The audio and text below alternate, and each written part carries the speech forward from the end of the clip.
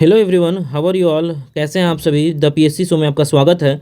और जैसा कि 69 बीपीएससी मेंस का जो है पेपर आज 4 जनवरी 2024 को ख़त्म हो चुका है। अभी पेपर देकर अभ्यर्थी बाहर ही निकले हैं और आज जो है 69 बीपीएससी मेंस के इस जीएस पेपर 1 को हम लोग डिस्कस करेंगे। देखने का प्रयास करेंगे कि 68 बीपीएससी मेंस में जिस तरह के प्रश्न आए थे, क्या उस तरह से करंट अफेयर में या फिर किसी भी सेक्शन में, सेक्शन 1 हो या सेक्शन 2 हो, उसमें सिमिलर टाइप के क्वेश्चन जो पैटर्न एक बन रहे थे, ट्रेंड जो रहता है प्रश्न पूछने के, क्या वो सिमिलर थे या फिर जो करंट अफेयर के जो पिछले बार 68 बीपीएससी में जो सभी को चौंकाने वाला था करंट अफेयर, और एक रेंडमली सा जो करंट अफेयर पूछा जाता है उस तरह से पूछा गया था, तो क्या इस बार भी 69 बीपीएससी में भी क्या उस तरह के करंट अफेयर का सिलसिला जारी रहा है। तो हम लोग चलिए देखते हैं 69 बीपीएससी के इस प्रश्न पत्र को, और आज उस ट्रेंड के बारे में बात करेंगे कि क्या यही प्रश्न पत्र और इसी तरह के प्रश्न पत्र जो कि अभी पूछे जा रहे हैं बीपीएससी में सिमिलर वे में हैं, जो कि मतलब ज़्यादा अट्रैक्टिव रहते हैं स्टूडेंटों के लिए और अभ्यर्थियों के लिए। तो चलिए शुरू करते हैं। तो देखिए सेक्शन 1 का यहाँ पोर्शन है और इसके बाद सेक्शन 2 का पोर्शन है, और सेक्शन 3 का जो पोर्शन है इसमें अधिकतर जो है सेक्शन 3 में डीआई पूछा जाता है। तो चलिए हम लोग शुरू करते हैं सेक्शन 1 से। और सेक्शन 1 में जो पैटर्न आप लोगों को बीपीएससी ने दिया था 68 के पहले, वो ये दिया हुआ था कि यहाँ पर जो है 5 जो है एक शॉर्ट्स प्रश्न पूछा जाएगा। ठीक है, शॉर्ट नोट्स पूछा जाएगा। इसमें आपको गहराइयों में नहीं लिखना है, जितना आपने बस पढ़ा है उसी को 8 मार्क्स में जितना आप कर सकते हैं उसमें ही आपको देना है ये जवाब। तो देखिए यहाँ पर 8 मार्क्स के 3 प्रश्न पूछे गए हैं और जो 2 प्रश्न पूछे गए हैं वो 7 मार्क्स के पूछे गए हैं। तो देखिए ये जो पहला प्रश्न पूछा गया है इंडियन काउंसिल एक्ट 1892 के बारे में पूछा गया है। यहाँ पर आप देख सकते हैं कि ये लगभग मतलब कि एक पैटर्न है और प्रीवियस ईयर में भी इस तरह के प्रश्न पूछे गए हैं। उसके बाद जो रिपीटेटिव प्रश्न है संथाल अपराइजिंग, मुंडा विद्रोह, इस तरह से मतलब बहुत सारे प्रश्न हैं जो कि रिपीटेटिव रहते हैं, तो उसी तरह के ये प्रश्न पूछे गए हैं। उसके बाद देखिए चंपारण सत्याग्रह से पूछे गए हैं, ये भी एक रिपीटेटिव प्रश्न है। उसके बाद 7 मार्क्स में पूछा गया देखिए art and architecture of the modern period, ये भी मॉडर्न काल या पटना कलाम से इस बार मतलब कि इस बार मॉडर्न पीरियड से पूछ दिया गया। इसी स्थान पर जो है पिछले बार जो था ये पटना कलाम के प्रश्न को दिया हुआ था यहाँ पर। और जो ई जो प्रश्न है 5वां जो है केव पेंटिंग के बारे में दिया है, eastern India in ancient period.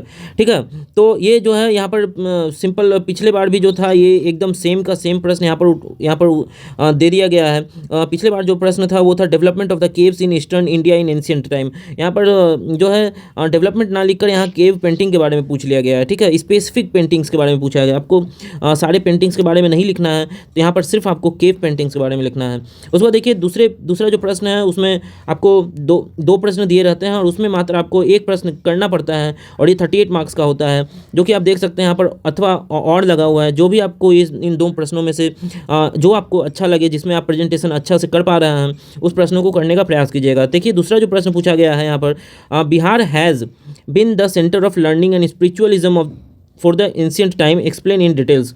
प्राचीन काल में बिहार शिक्षा और अध्यात्म का केंद्र रहा है, इसकी विस्तृत व्याख्या कीजिए। ठीक है, तो इस तरह के प्रश्न एक्सपेक्टेड ही रहते हैं और इस तरह के ही प्रश्न पूछे जाते हैं। जैसा कि कुछ मतलब इसके पहले पूछा गया था इसके स्थान पर कि जो इंडियन नेशनल मूवमेंट था वो, और इस तरह के प्रश्न जो हैं एक ट्रेंड में रहते हैं, तो इसके पहले पूछा गया था इंडियन नेशनल मूवमेंट के बारे में, इस बार पूछा लिया गया है बिहार के इस लर्निंग एंड स्पिरिचुअलिज्म के बारे में। ठीक है, और इसके अलावा जो दूसरा दे रखा है देखिए यहाँ पर चंपारण इंडिगो मूवमेंट के बारे में दे रखा है, ये भी एक्सपेक्टेड ही प्रश्न था एक। ठीक है, चंपारण नील आंदोलन का मूल्यांकन कीजिए और तथा भारतीय स्वतंत्रता संघर्ष पर इसके प्रभावों का वर्णन कीजिए। ठीक है, तो आपको इन दोनों में से एक प्रश्न लिखना था और ये एक्सपेक्टेड लाइन पर ही है, कुछ आपको ऐसा नहीं है कि आप थोड़ा सा भी मतलब कि इससे डिफ्लेक्ट कर जाएंगे। ठीक है, आप जो भी मेंस के सीरियस कैंडिडेट्स हैं वो इनको इजीली लिख सकते हैं। उसके बाद देखिए जो थर्ड का देखिए यहाँ पर जो ये जो दे रखा है यहाँ पर सेकंड वाले में, ये 67th बीपीएससी में हूबहू पूछा हुआ है सवाल। तो आप जानते ही हैं कि बीपीएससी के मेंस में रिपीटेटिव प्रश्न होते हैं और आपको एक लिमिटेड मतलब कि एक सिलेबस बनाना पड़ता है इसमें। उसके बाद देख लेते हैं थर्ड जो है उस critically examine the contribution of moderates phase of the Indian national Congress movement. ठीक है, भारतीय राष्ट्रीय कांग्रेस आंदोलन के उदारवादी चरण के योगदान का आलोचनात्मक परीक्षण कीजिए। ठीक है, तो यहाँ पर एक्सपेक्टेड ही था कि थर्ड में जो है इस तरह से पूछा जाएगा। क्योंकि ये जो था ये सिर्फ थोड़ा सा मतलब कि ऊपर नीचे होता है, जो सेकंड में रहता है कभी थर्ड में पूछ दिया जाता है, जो कभी थर्ड में कंटेंट रहता है वो सेकंड में पूछ दिया जाता है। तो इसी तरह का सिलसिला चलता रहता है बीपीएससी में। उसके बाद देखिए बी में जो पूछा है अथवा देकर, ये भी 38 मार्क्स का ही रहता है, और इसमें पूछा है trace the development of modern education in Bihar and it's impacts. Bihar में आधुनिक शिक्षा के विकास एवं उनके प्रभाव को रेखांकित कीजिए। ठीक है, तो ये भी एक्सपेक्टेड ही था एक तरह से। यहाँ पर पिछले बार यहाँ पर पूछ लिया गया था रविंद्रनाथ टैगोर के आइडियोलॉजी के बारे में। ठीक है, तो इन सब प्रश्न जो हैं, ये सब प्रश्न मॉडरेट ही हैं और आप अच्छे तरीके से कर सकते हैं यदि आपने एक सीरियस प्रिपरेशन किया है तो। उसके बाद देखिए फोर्थ का देख लेते हैं।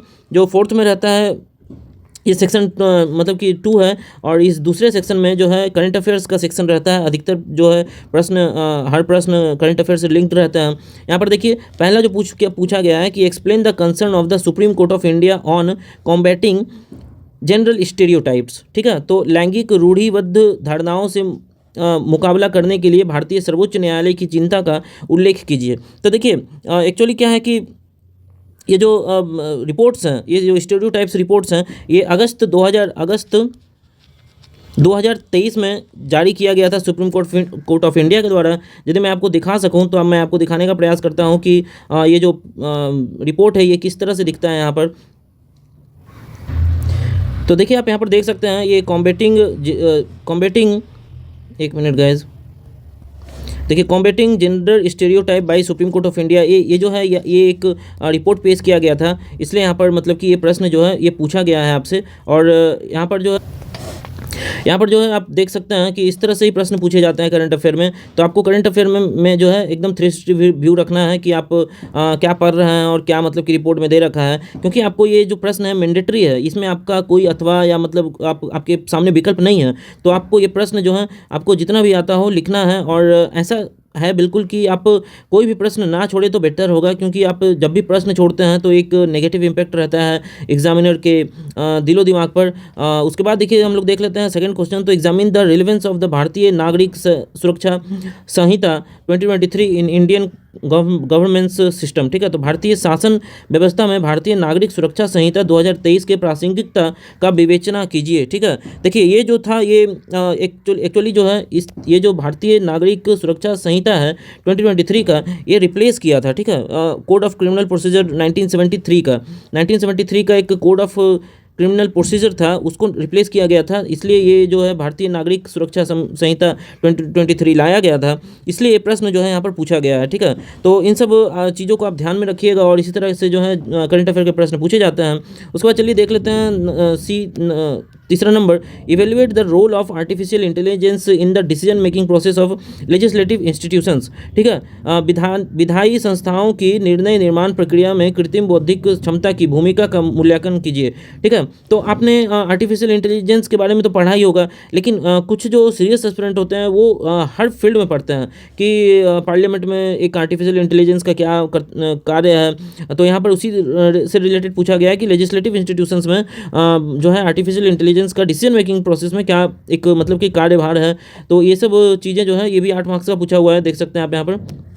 तो आपको उतना विस्तृत में नहीं लिखना है, लेकिन आपको इसमें यदि आप इसमें इसका कंटेंट आपके पास अच्छा होगा तो आप अच्छे मार्क्स पा सकते हैं। उसके बाद चौथे प्रश्न को देख लेते हैं। Describe the parameter and impact of the global wage report 2023। ठीक है, तो यहाँ पर देखिए कोई भी रिपोर्ट आपको पढ़ना तो मतलब कि लाजमी ही है। कोई भी यदि आप पीसीएस का मेंस लिख रहे हैं तो ये यूपीएससी के तौर पर यहाँ पर लिखा हुआ है कि ग्लोबल बेज रिपोर्ट के 2023 के बारे में पैरामीटर और इम्पैक्ट क्या है। ठीक है, आपको ये बताना है। उसके बाद देख लेते हैं कि what are the basic provision for the foreign trade policy 2023 regarding export promotion initiatives in India. ठीक है, तो यहाँ पर देखिए क्या है कि यहाँ पर दे रखा है कि फॉरेन ट्रेड पॉलिसी 2023 के बारे में आपको यहाँ पर बेसिक प्रोविज़न बताना है। और बेसिक प्रोविज़न किसके रिगार्ड में बताना है, तो एक वो इनिशिएटिव जिससे कि एक्सपोर्ट प्रमोट हो। ठीक है, तो यहाँ पर देखिए आप क्वेश्चन को किस तरह से तोड़ा गया है, और आपको इन सब चीज़ों को जो है मात्र 7 मार्क्स के लिए लिखना है। ठीक है, देखिए हिंदी में मैं पढ़ देता हूँ कि भारतीय निर्यात प्रोत्साहन पहलों के संदर्भ में विदेश व्यापार नीति 2023 के मौलिक प्रावधान क्या हैं। ठीक है, तो यहाँ पर देखिए आप क्वेश्चन का लेवल, एक अच्छा क्वेश्चन का लेवल है आपका करंट अफेयर में। तो आप करंट अफेयर को अच्छे से प्रिपेयर कीजिए और इसी चैनल पर मैं आपको करंट अफेयर रोज़ाना एक या दो जो है, एक या दो मैं अच्छे टॉपिक्स को लेकर रोज़ाना आता हूँ। और अभी जो है टारगेटेड रहेगा 70th बीपीएससी के लिए, तो आप लोग इसी चैनल पर बने रहिएगा। और मैं प्रयास करूँगा कि 70th के मेंस तक जो है एक अच्छा सा अच्छा कंटेंट हम लोगों के पास बन जाए करंट अफेयर का, ताकि कोई भी प्रश्न किसी भी लहजे में पूछा जाए, किसी भी टॉपिक पर पूछा जाए, वो कंप्लीट कर दिया जाए। देखिए 5वां प्रश्न जो होता है, इसके बारे में हम लोग बात कर लेते हैं। तो 5वां प्रश्न है यहाँ पर, आप देखिए। तो यहाँ पर जो है करंट अफेयर का ही ये 5वां प्रश्न होता है। इसमें से आपको एक लिखना होता है, क्योंकि ये जो है बड़ा प्रश्न होता है, 38 मार्क्स का ये प्रश्न है। तो यहाँ पर देखिए क्या लिखा हुआ है कि provide a brief overview of Manipur crisis. ठीक है, तो आप जानते हैं कि मणिपुर में अभी तक मतलब कि वहाँ पर ये लड़ाइयाँ चल रही है, वहाँ पर भीषण संग्राम चल रहा है इतने लोगों के बीच में। तो उसके बारे में आपको लिखना था। और यहाँ पर एक चीज़ देखिएगा, ध्यान देने वाली बात है कि यहाँ पर लिखा है इन योर व्यू, मतलब कि अब आपको अप्लाइड नॉलेज का मतलब कि अप्लाइड जो नॉलेज होता है उसका उपयोग करना है, सिर्फ एक आपको वन लाइनर पॉइंटर के तौर पे यूज़ नहीं करना है। तो यहाँ पर जैसे अतुल सर ने भी एक बार कहा था कि आपका इंटेलिजेंस जो है वो होना चाहिए आपके नॉलेज से ज़्यादा। ठीक है, इंटेलिजेंस ज़्यादा होना चाहिए, आपके पास डिसीजन मेकिंग पावर होना चाहिए इंस्टेंट टाइम पर। ठीक है, तो यहाँ पर पूछा गया है कि आपके व्यू में क्या लगता है कि यहाँ पर क्या रिपरकशन है, पोटेंशियल रिपरकशन की इतनों रिलीजियस कॉन्फ्लिक्ट जो है हो रहे हैं उनके बीच में। मणिपुर संकट की संक्षिप्त जानकारी प्रदान कीजिए। अपनी दृष्टि में प्रजातीय धार्मिक संघर्ष का राष्ट्रीय राजनीति के परिदृश्य पर क्या संभावित प्रभाव हो सकता है, टिप्पणी कीजिए। ठीक है, तो यहाँ पर आपको एक लंबा प्रश्न लिखना है और एक अच्छे समय को आपको बचा कर रखना है इन्हीं सब प्रश्नों में, ताकि आप 38 मार्क्स में से अच्छा मार्क्स आप लिख सकें। उसके बाद देखिए G20 के बारे में इस बार भी पूछ लिया गया, वसुधैव कुटुंबकम के बारे में पूछ लिया गया, examine the way of India's approach. ठीक है, तो ये सब यहाँ पर पूछ लिया गया कि यह कैसे प्रतिबिंबित होता है कि G20 में भारतीय नेतृत्व प्राचीन दर्शन वसुधैव कुटुंबकम, विश्व एक परिवार के रूप में का पालन करने के प्रति प्रतिबद्ध है। भारत की G20 में वैश्विक सहयोग एवं विकास में योगदान में भूमिका इस दर्शन के साथ कैसे संरूपित होती है, इसका मूल्यांकन कीजिए। ठीक है, तो G20 के बारे में पिछले बार भी पूछा गया था। हाँ देखिए, G20 के बारे में यहाँ पर नहीं पूछा गया था, लेकिन जो है 6th का जो पहला प्रश्न था पिछले बार 68th बीपीएससी में G20 का यहाँ पर पूछ लिया गया। तो सिर्फ उलटफेर होता है, यदि आपने G20 का फिर से रिवीजन किया हो तो आप इस प्रश्न को कर सकते हैं। और यहाँ पर आप देखिएगा एक चीज़ कि यहाँ पर पूछ रखा है कि सहयोग और विकास में योगदान। ठीक है, तो इन सब चीज़ों में हम जब G20 पढ़ते हैं तो एक अच्छा सा कंटेंट बनाते ही हैं। उसके बाद देखिए 6th का जो ए है इसमें भी 38 मार्क्स का है, और इसमें क्या पूछ रखा है कि what could be the potential positive and negative. ठीक है, तो यहाँ पर आपको दोनों ही चीज़ें लिखनी है, societal consequence of introducing a uniform civil code. ठीक है, and considering the rich diversity explain. Bharat की समृद्ध विविधताओं को ध्यान में रखते हुए भारत में एक समान नागरिक संहिता को लागू करने के पूर्वानुमानित साक्षात्कार एवं नकारात्मक सकारात्मक और नकारात्मक सामाजिक परिणाम क्या हो सकते हैं, व्याख्या कीजिए। तो देखिए यूनिफॉर्म सिविल कोड बहुत चर्चा में है, और अभी के समय में मतलब कि उत्तराखंड जो है वो ऐसा बोल भी रहा है कि मैं चुनाव से पहले इसे लागू कर दूंगा उत्तराखंड में। तो इन सब मैटर पे आपको यूनिफॉर्म सिविल कोड आप जब भी पढ़ते हैं, और हर एक सीरियस एस्पिरेंट यहाँ पर पढ़ते ही हैं, तो आप इन सब परिदृश्यों में उसके पॉजिटिव उसके नेगेटिव चीज़ों को आप अप्रोच कैसे करते हैं, प्रेजेंटेशन आप कैसे करते हैं, यही मायने रखता है आपके मेंस में। उसके बाद देखिए जो दूसरा प्रश्न पूछा गया है उपलब्धियों के बारे में, जो भी चंद्रयान 3 मिशन और इसरो का उपलब्धि रहा है। आप ऐसा सुने भी होंगे कि अभी जस्ट न्यू वर्ष शुरू हुआ है और 1 तारीख को ही मतलब कि इसरो ने एक एक्सरे का जो है पैनल उन्होंने सेटअप किया है स्पेस में। तो इन सब मैटर पे आप मतलब थोड़ा सा ध्यान रखिएगा, और इसरो की जो भी उपलब्धियां रही है यहाँ पर आप उसे देखने का प्रयास कीजिएगा। देखिए how does the India's growing status as an emerging space power align with its ambitious and achievement in space exploration, particularly in the context of the Chandrayaan 3 mission ISRO discuss the mission's goal and its role, India's journey toward becoming a prominent player in the global space arena।